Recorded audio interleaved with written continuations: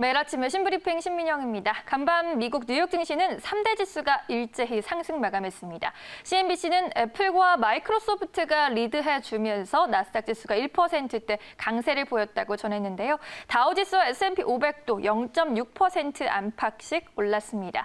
오늘 출발은 다소 눈치 보는 흐름이 나타났습니다. 코로나19의 재유행 가능성을 주시하면서 소폭의 상승세로 출발했는데요. 미국과 남미에서 확산 속도가 증가하고 있다는 소식 알려진 가운데 장중에 코로나19가 허용할 수 없는 속도로 퍼지고 있다는 텍사스 주지사의 발언이 나오기도 했습니다.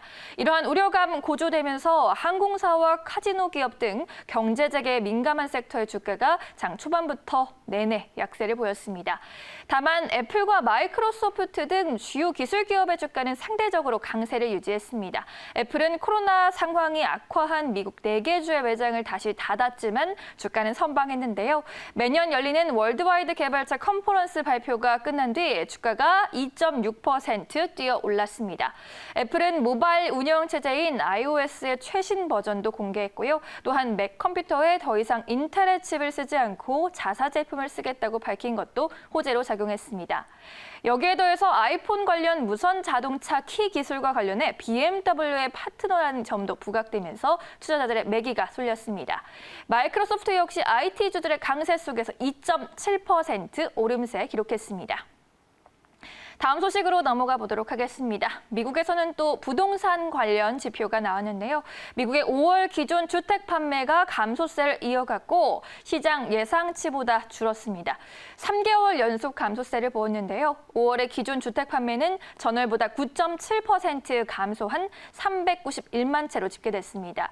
전문가 전망 집계치인 8.8% 줄어든 395만 채보다 더 부진했습니다. 지난 4월의 기존 주택 판매가 전달보다 17% 급감한 데 이어서 또 기존 주택 거래가 타격을 입었습니다. 하지만 이번 통계에도 불구하고 향후 기존 주택 매매가 활황을 보일 것이라고 전문가들은 예상하고 있습니다.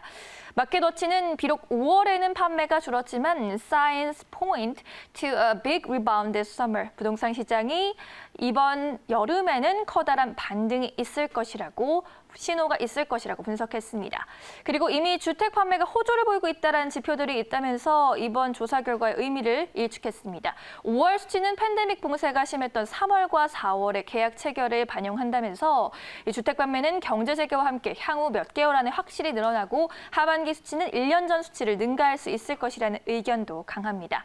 그리고 이렇게 재고는 증가세를 나타냈지만 주택 가격의 상승세는 지속했습니다.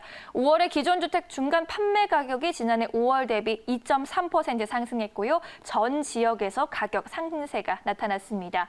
내일은 신규 주택 관련 지표가 나오는데요. 이 지표는 오늘과 달리 상승세를 띌 것이란 전망도 힘을 얻고 있는 상황입니다. 마지막으로 국제유가 동향 짚어드리도록 하겠습니다.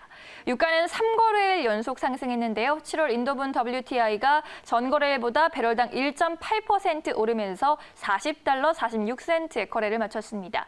WTI가 배럴당 $40로 회복한 것 지난 3월 6일 이후 처음입니다. 경제 회복과 주요국들의 감산으로 수급이 개선된다라는 전망이 나왔고요. 오펙 회원국과 러시아 등이 당초 6월 말까지 예상하고 있었던 하루 970만 배럴의 감산 규모를 7월에도 이어나가기로 했습니다. 오펙을 이끄는 사우디아라비아는 감산 규모를 8월까지 유지하는 것도 고려하고 있는데요. 다만 주요 협상 파트너인 러시아가 동의할지는 미지수입니다. 러시아는 배럴당 40에서 $50가 적절한 가격이라고 밝힌 바 있습니다. 미국과 캐나다가 원유 수출기 숫자를 줄이고 있다는 소식도 시장을 안도시켰습니다. 석유 서비스 회사 베이커 휴즈는 미국 원유 수출기 숫자가 10기 감소했다고 밝혔고요. 14주 연속 감소세입니다.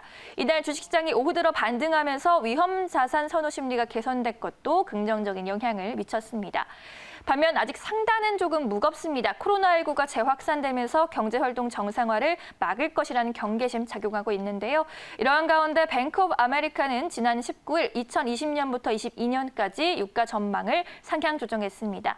주요국들의 경기 회복으로 내년 예상보다 빨리 원유 수요가 회복하고 산유국의 대규모 감산 협조로 공급도 감소할 것이라고 분석했습니다. WTI 전망치는 단기적으로 시장에서 43에서 $55 정도로 제기되고 있는 상황입니다. 이렇게 해서 화요일 아침 외신 브리핑 함께 하셨습니다.